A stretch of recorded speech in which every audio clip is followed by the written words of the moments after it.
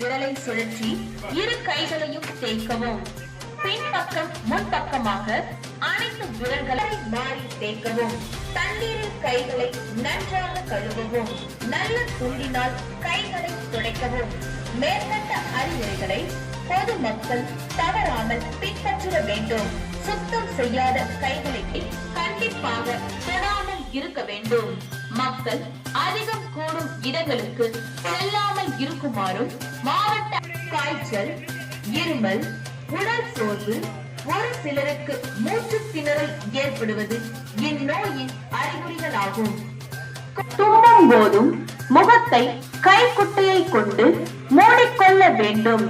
யாராவது இரும்பினாலோ தும்பினாலோ அவர்களிடமிருந்து 3 அடி தூரம்